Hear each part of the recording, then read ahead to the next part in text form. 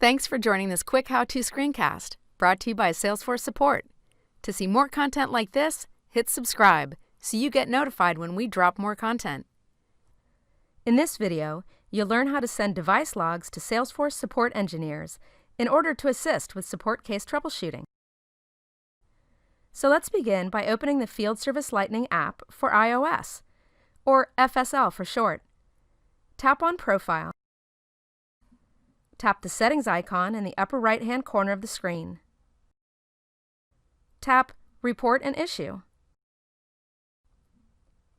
Type a short description of the issue you're experiencing in the text box, and then tap Done. A window will pop up that will allow you to send the logs as an email attachment using the default mail client on your device.